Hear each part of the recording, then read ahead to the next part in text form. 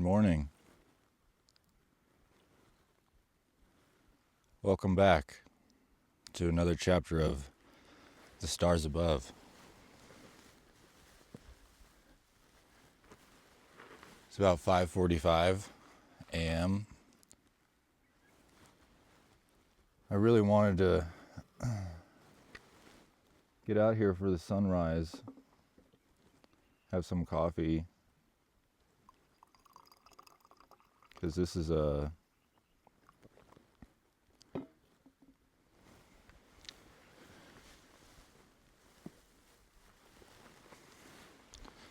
hardest chapter for me to get through.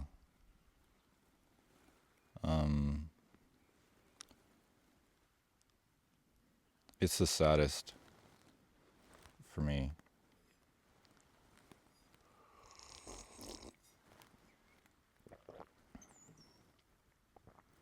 The passing of Icarus's mother was definitely up there. But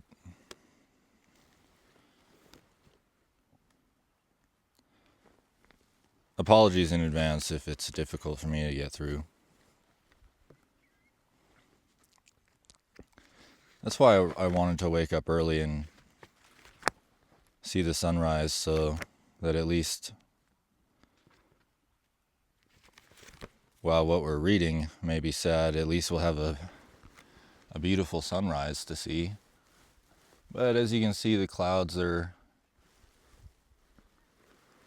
I suppose it's poetic. Perhaps the sun will come out and break through the clouds when it gets to the sad part.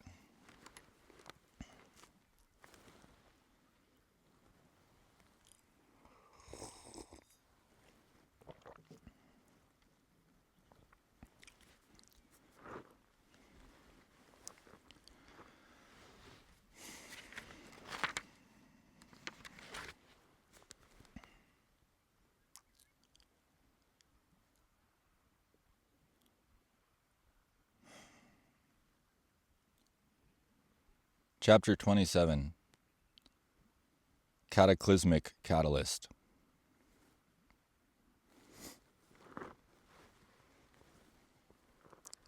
December 6th was a cold, dark eve I'd lived to remember, the most beautiful ever known, and while my bird has flown, it's one to have fallen in love with again and again as I've grown. Beneath the windowsill I sat, in a transcendental moment of far-sought dreams, watching as the shy and silent sky wept snowflake flurries like ballet dancers in the night. As if having waited centuries to share a song of lamenting grace, they'd sit before a piano for the first time, together. A mother played each key, to her daughter's voice in harmony. I'm running away as far as I can. I'm running from something I don't understand. I'm tripping, I'm crawling, I've reached a dead end. I can't breathe, I can't see, I'm half past dead. So you found me, covered in blood, I was waiting for the sun to come out.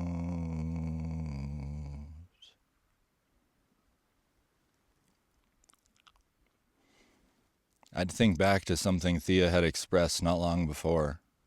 You know, kiddo, she said, one day you'll write Bert a book, and she'll have written you a song. A part of me couldn't help but wonder if some already were, the saddest of which she'd sing. I kept beneath the windowsill, not wishing to intrude. What was transpiring before me had been the result of a quantum ripple eons in the making, a delicate piece destined solely for them to share. Every second was cherished, not for I felt the moment fleeting, but because I knew it'd be a memory to live within for the rest of my life. Once suffering misery, it can be difficult to remember the seldom flashes where true happiness was felt. Many wish to turn back time, revisit the past, and make things right. But such travels have never been out of reach. They remain in our lasting memories created, unbreakable bonds formed, and unconditional love carried. I don't relive that memory to simply reminisce, but to strengthen a belief in magic, having witnessed the manifestation of a miracle. Celine would leave later that night to meet up with friends, and I'd spend the remainder snuggled up to Thea. From eyes aged with endless sorrow came the tears ever longed for. "I'm sorry, babe," she said.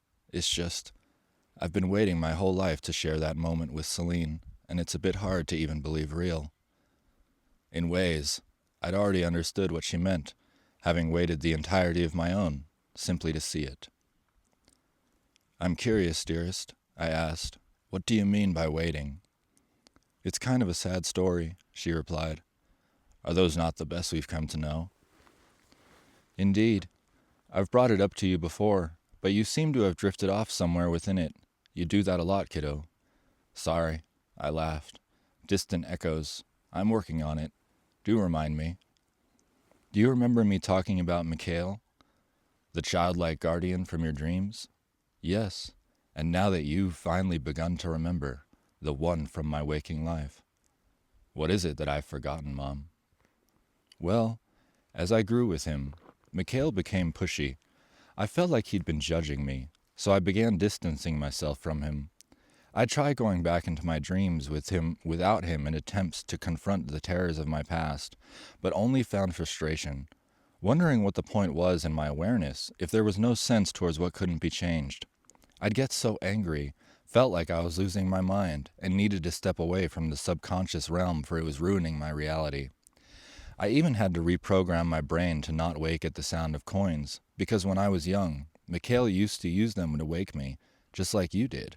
Once learning to ignore him, I went years without seeing him while feeling perpetually asleep." "And when did he come back?" "A few months after I moved here to Reno. He approached in a dream and was so mad at me for being with Robbie, saying, 'He will never see you,' in the same exact way you've now said it to Rob. I was crushed and already dealing with that issue of feeling unseen, but didn't wish to admit it. Mikhail also told me, 'You're here to redeem yourself. You're locked into a looping cycle because you have no legacy.' Those words hurt dearly to hear, even though I hadn't understood their impact at the time. I never saw Mikhail in my dream state ever again after that. He never came back. That is, until you showed up." "But what does this have to do with Bird?" "See, it was the darndest thing when I came to Reno and got the job at Cracky's, and one day in walks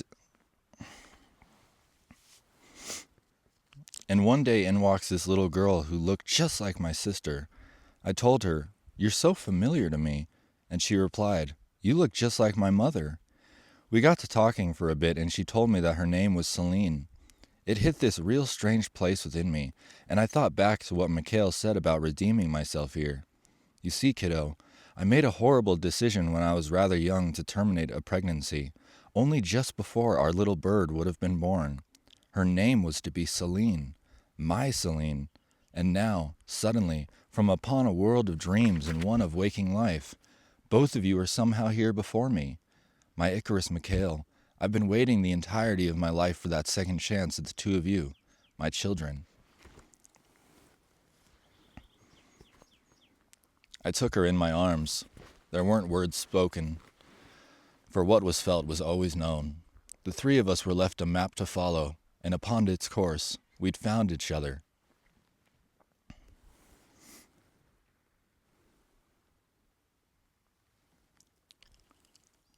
I took her in my arms. There weren't words spoken, for what was felt was always known.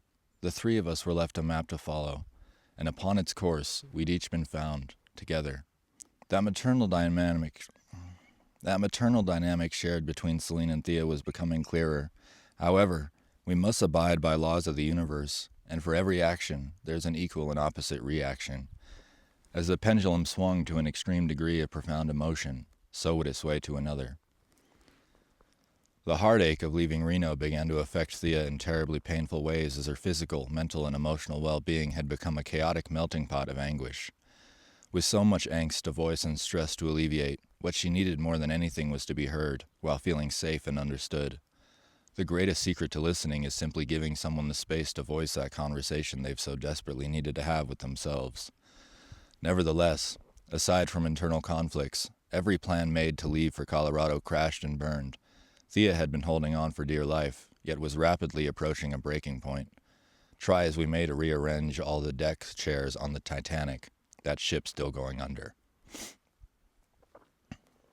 While she'd been struggling all the same, Celine had prioritized her own needs without lending much sympathy to Thea's situation, or what it was doing to her health. Celine may have been a strong spirit coming into her own, yet still carried a young naivete, having presented Thea with rather trivial issues. A woman on the verge of a psychotic episode doesn't need to be bothered with roommate problems, conflicts of jealousy, or how to approach a cute guy at the skate park. Least of all, Celine's petty remarks or advantageous stance towards myself. I hadn't taken offense to this, but hearing Celine say them hurt Thea as patience wore thin. While it wasn't her fault, considering she hadn't the context to understand, Celine's lack of support became hindering, having made the hardships Thea faced in leaving about herself. It's good for a relationship between a mother and daughter to be frustrating at times. When things aren't easy, we're reminded of love shared in the face of adversity. Not everything must be seen eye to eye. For those disconnects, oppositions, arguments, and rebellious choices are fundamental stepping stones in development. Celine wasn't destined to find resolve in every lesson Thea bestowed, nor be pleased with each bit of advice. Honesty doesn't always feel good, and in life we have to make our own mistakes if we're to learn. The real importance for a mother is simply being there, to water a garden and watch it grow into something beautiful, something true. That's the understanding of which Thea had to share for Celine, the cosmic love that brought life itself into creation, but one very difficult to accept, for the child felt stripped of that love before ever coming to grasp it. Realizing this is what made the preceding events open my eyes to everything I'd thus far missed in their relationship to one another. Occurrences that for a very long time I felt to be at fault for, but the fate of its course was long before written.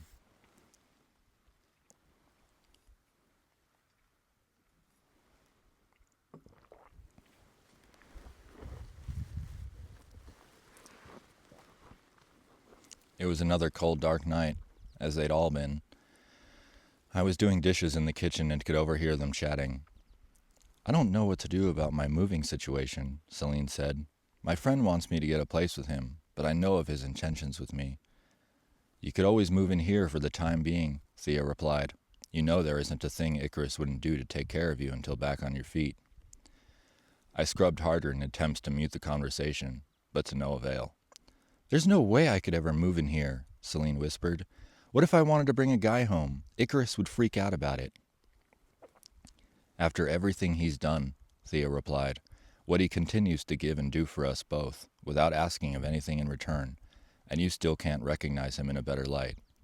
"Whatever," Celine scoffed.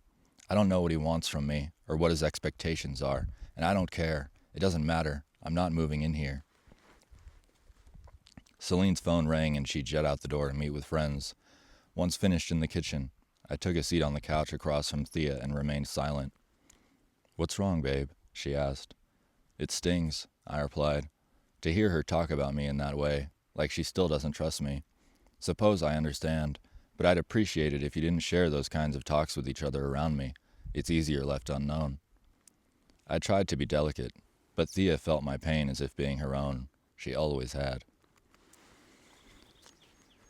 "As I've told you from the start," she said, tearing up, "Celine will hurt you, and continue hurting you. You must bear it, grow stronger, and rise above it." "I'm trying my very best, dearest," I said.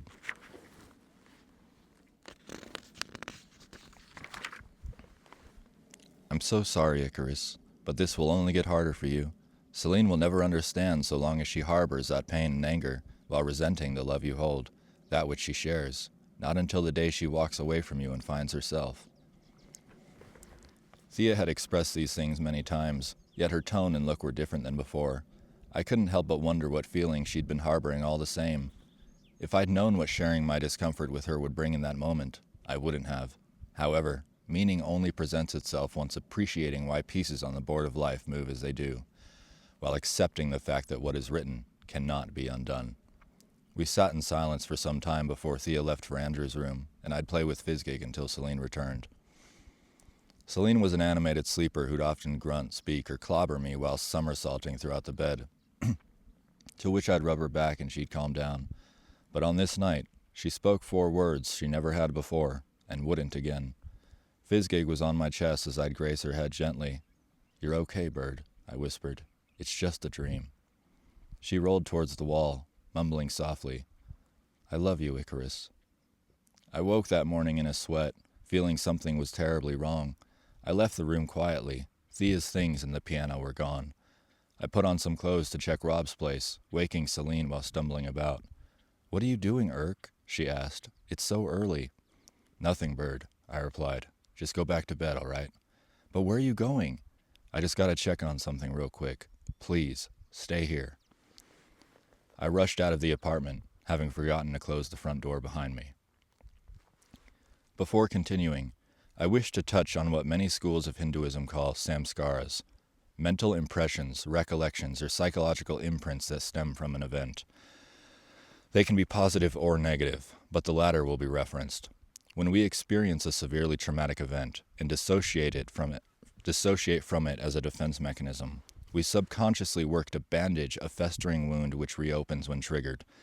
Depending on when that trauma takes place in our development, it can create cracks which grow and expand as pain seeks release, causing different angles of the same experience to continue if not understood. Their effects splinter throughout life, each broken piece of ourselves growing and developing itself in broken ways. Within our subconscious, that samskara holds direct influence over the preconditioned patterns of our internalization to future situations. Depending on the severity, an unresolved samskara acts like a stick of dynamite comprised of undigested emotions, one with a short fuse begging for a match. Between the 3 of us, Thea had carried the strongest samskara of all. While having suffered a horrendous life, victimized to unspeakable atrocities, there was one memory she touched on very briefly: the death of her beloved brother. When she was much younger, Thea's brother was in an abusive relationship with a violent woman.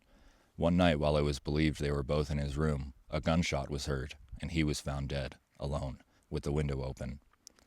The police ruled it a suicide, yet Thea kept firm in believing he'd been murdered by his girlfriend. The case was closed, but to her, it remained unsolved, and as such, emotionally unresolved. While I have no reason to doubt her truth, the actuality of truth is nowhere near as impactful as what's felt to have been true to its beholder. Whether positive or negative, what's felt holds the definitive power of impression. I must also touch on psychosis, a condition in which thoughts and emotions become so affected that contact with external reality is lost. This can occur because of underlying health conditions, stress, trauma, substance abuse, and so on. I'm no stranger to the experience, having faced it in myself, my mother, and countless others. It's astonishing to see people these days romanticize the madness of mental illness as trendy and quirky. It's anything but.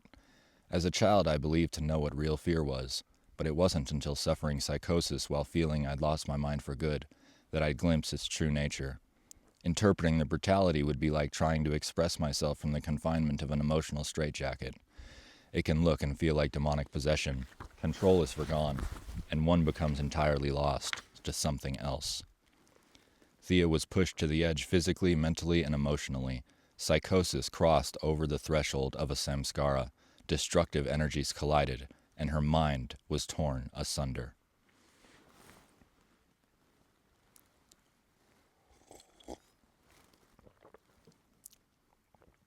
I knocked on Rob's door, calling out her name, until something wicked that way came. "Go away," Thea yelled. "What's going on, babes?" I asked. "Just talk to me." "Celine isn't who I thought her to be," she said, cracking the door open. "I'm done." It was all wrong. The eyes and voice in the woman before me hadn't belonged to Thea. "Where is this coming from?" I asked. "Truth," she replied. "I both see and refuse to walk this path again. If this is what's meant to be, it's beyond my power or scope." "What path? Help me to understand. What's happened here?" "I cannot. These are her truths, not mine. She holds the power in this. My only power is to make her a victim, which I shall not do. She represents great healing for me by name, but isn't who I thought she was. She is not my daughter." "Then who am I to you? If anything, speak to me. How could you say all this?" I can only be a painful sword of truth, a truth no longer mine to bear. I watched as my brother suffered to this which you now suffer. It's too much. I can't watch history repeat itself, not for the sake of my understanding why. What she's doing to you, this is what was done to him. To forgive this, to understand it all, to reconcile, to see her, this, all of this, Icarus. This isn't visionary, this is torture. I can't make sense of cryptic riddles unless you explain what's really going on. I don't want to, Icarus. It's not for me to hurt you, ever. It's not my place to be this.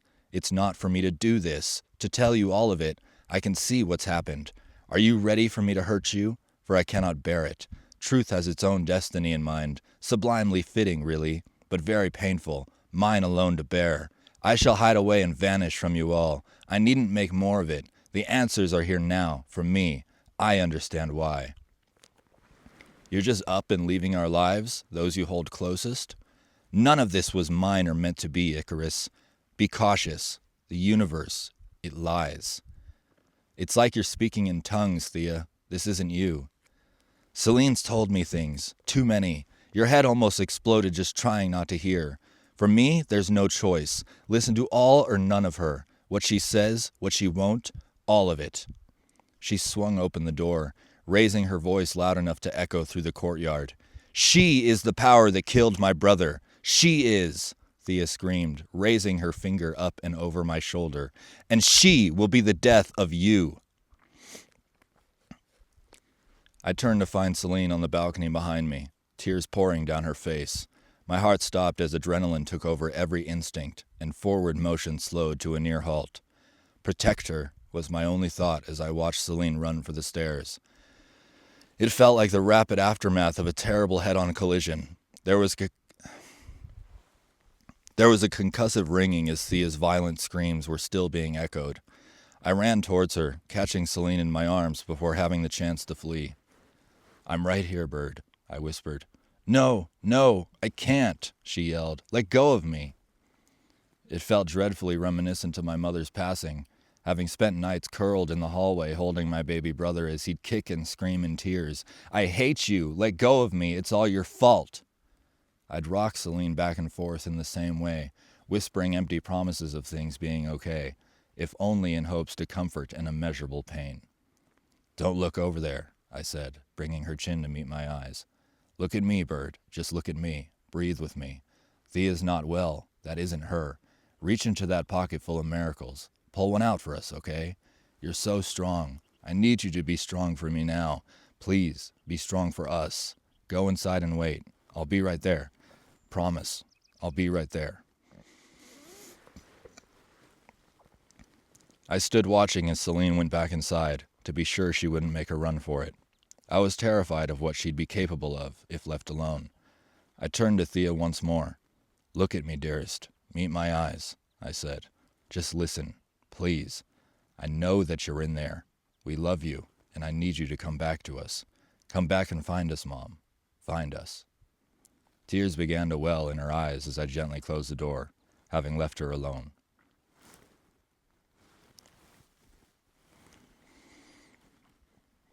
In that terrifying moment, something unexplainable evolved in me, as if being touched by the divine. I was left entirely unaffected by the words of malice expressed. There wasn't anything that could have been said or done to hurt me, or my love for Celine, for it truly had become unconditional, and that bond unbreakable. However, there wasn't a single other person other than Thea, nor action taken in the entire world which could have hurt Celine more than that. She'd already suffered the loss of her mother once, and had now been forced into the pain of that perceived betrayal for a second time. But as heartbreaking it may have been, that was the catalyst required to pull both Celine and Thea's deepest-seated pains out of the shadows and into the light, a cataclysmic awakening of cosmic proportion. Within a series of tragically perfect circumstance, Thea fell victim to her greatest samskara, having targeted the one she loved most in the world. In turn, that triggered the greatest samskara of Celine's, a sense of abandonment that I knew in time would be directed at me as the vicious cycle perpetuated, just as it had the night I chose to walk away from her and step upon those train tracks. I walked back inside to a sense of dread wafting heavily. My hands were shaking out of fear, not for myself, but because I knew Celine hadn't felt such sorrow since her mother passed. I circled each room calling her name until the hallway closet creaked open. She was curled up in the dark, tears trickling so gently that not even the gods would notice. I understood, having hid them once as well. I wished to hold her close, tell her how much she's loved, and that everything would be all right, but nothing could have comforted that pain. I sat beside her in silence. "I can't believe I was so stupid and blind," she said, crying. "I'll never trust, care about, or love anyone, ever again." "I won't ask you to trust me," I said, "but I want you to know, Celine Hawk, that Thea loves you more than life itself, that she sees and feels you as her own, her daughter." "She's not my mother. How could she have done that if she was?" "I don't expect for you to understand this right away, but that was not Thea. I've dealt with this many times, and I know how much it hurts, but please listen when I say, who that was and what just happened was never and will never have been your fault. It doesn't matter anymore. Nothing does, and nothing ever will." I couldn't help but think...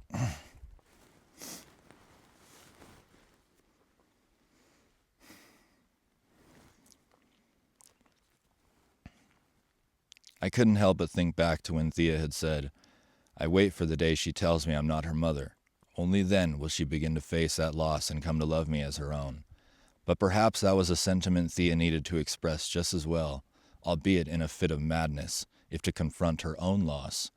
It wasn't my place to relay what Thea expressed about the terminated pregnancy of her child, her Celine, but considering the circumstances, I felt that message to be paramount. I told Celine why Thea believed to be her mother, and of the undying love she held for her as a daughter, for I felt it to be the only way belief would remain before all was lost. From a dark and lonely corner, that little girl's cries grew deeper as she fought within, but as I watched each tear begin to fall, I knew in my heart of hearts that they'd water the soil beneath her for something so much bigger to grow, a strength yet foreseen, and an eternal love yet felt. "It's so very, very hard," I said, "but we must learn to question the moments where love appears to pass for hate. There comes a time in everyone's life where challenge is faced and a choice is made, one of great adversity, as we come to know just who it is we stand to be, the moment we truly grow to understand our purpose here. I know how much this hurts, but it's your moment of strength to find. You have it within to save this world, your world, Bird." "This place can never be saved," she said somberly, "but I'll be there to help every person I can along the way." It's absurd to think that we only fall in love with someone once, when every look into her eyes felt to be another cycle of life itself. I'll never be able to properly express just how proud I was of her in that moment, for even in such a desolating state of fragility, her heart broken in pieces before me, Celine held hope and love for a place so welcome to cruelty. I knew she had it within herself to save the world, for she'd already saved mine. "Are you upset that she said those things?" Celine whispered. "I'm not upset, Bird," I replied. "It just saddens me to see that she's hit a breaking point, and while difficult, we must remain hopeful in the process healing takes. I understand what's happened here, but that doesn't make it any easier. We can't fault those who've become lost. Thea's fight ahead is with herself, and where cracks have formed, new light will be found. I will forgive her, Icarus, but I will never forget. We never forget what hurts us most, but it takes the greatest of strengths to forgive. For what it's worth, I'm so proud of you, Celine, and the resolve you never fail to show." "I wish you hadn't stood between us. I want her to yell at me. It would have made this easier. It'll be the last time I allow such things to happen, my last lesson in letting anyone ever become close to me." "I know it's tough, but please try and remember who she's been to you and not what she's projected. If we're to understand the pain in others, we must first understand our own. It's only after hurting those we love most that we truly come to grasp the love we hold for them." I'd reiterate what Thea had been trying so hard to express in hopes that Celine, in time, would come to understand the events to inevitably play out.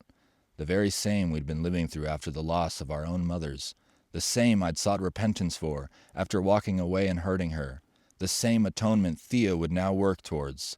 Between the three of us, all of our trials and tribulations paralleled the exact same lessons in forgiveness. "Things are only going to get harder now," I whispered, meeting her eyes. "And soon the time will come, Bird, for the choice you'll make in walking away from me." "Why are you saying this, Icarus?" she asked. "Because I need you to know that no matter what happens, or how you feel about me when that day arrives, I'll have understood why. That no matter what happens, I will always be proud of you. That no matter what happens, Celine Hawk, I will always love you. I promise that one day I'll tell this story, our story, and it will help shed wondrous light on those whose flowers need it most, allowing a love to bloom that you've shown me was always held within." For Celine and Thea, this moment symbolized the greatest trial undertaken regarding their maternal dynamic. Celine lost her mother on the very cusp of womanhood, at a point most crucial to her development. There had been no challenge in rebellion, resolve in self-conflict, confidence in growing pains, or nurturing in heartache, this deepening that hole of abandonment further. In contrast, Thea lost her daughter before birth, having never come to gain the insight needed to both raise and love a child unconditionally through those hardships of growth, until finding Celine 20 years later, without the tools necessary to fill that hole. Only once uniting would their lack of experience coalesce into the elemental chaos of self, in turn paving the way towards forgiveness found and true love felt, a righteous path which must be shown patience. This moment would also come to symbolize the greatest trial of my own, having made a promise to myself that I would do anything necessary to reforge their bond. If Celine was to truly recognize Thea's presence without falling into a state of feeling fully abandoned, she'd need to confront and heal through the repression of her own mother. I promised this having known it very well may hurt Celine deeply, and might even lead to never seeing her again. But that was a risk and sacrifice I was willing to make out of love, because I knew that frightened child within Celine needed her mother much more than a friend in me. In its totality, I wouldn't come to understand what contributed most to Thea's breaking point for another year. It was something none of us had known at the time, yet made her actions crystal clear. Everything she conveyed, lessons bestowed and possessions given, were her ways of saying a final goodbye. While leaving Celine and I with a legacy of love we'd grow to finally embrace. Thea was withering away in mind, body, and spirit, for she'd been dying of cancer. She'd known well before moving to Reno, having sought to make the most of what little life was left. It was kept a secret to protect us, while she worked tirelessly to strengthen the bond we'd formed as a family, that which would live on eternally. I wouldn't come to know this until she'd beaten cancer. Her doctors called it a scientific miracle, yet she'd tell me otherwise. Thea would say she found it within herself, having overcome death out of sheer will for her children. A fight she wasn't ready to give up on, for there'd been wrongs to right, forgiveness to find, and a mother's love to share, one written in the stars above.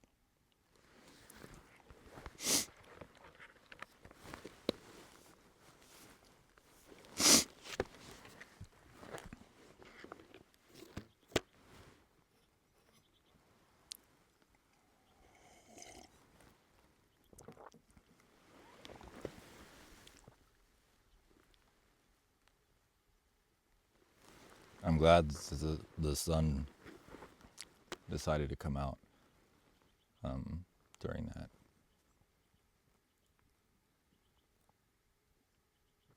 I kind of want to watch it too. So I'm just going to turn around, and if you want to hang out, you can hang out with me.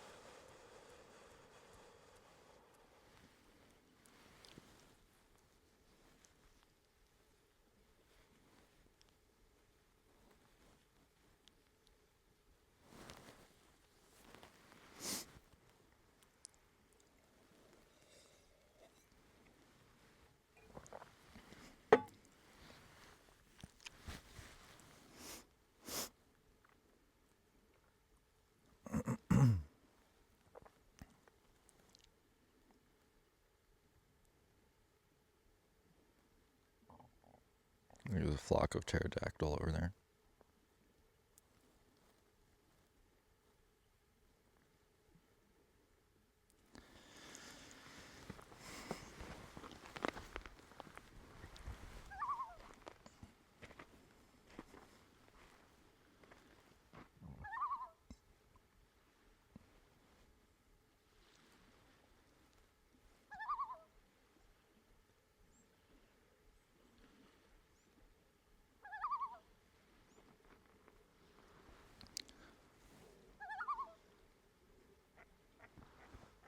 I don't know if you can see it, but the war crow has been perched atop Monument Rock the whole time. Look, I'll show you.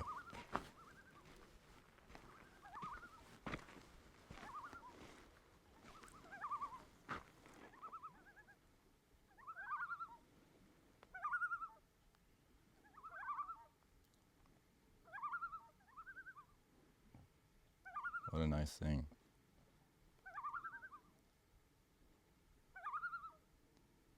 He's always watching. Anyway, I don't know where this goes.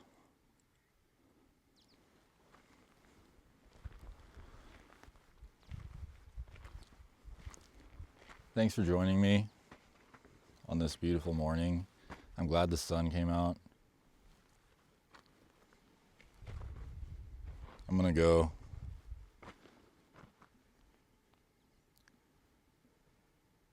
eat licorice or something for breakfast. Again, sorry if I've made jambalaya brain. Thank you for joining me. See you next time for another chapter of The Stars Above. The next one's much more beautiful. Come on back.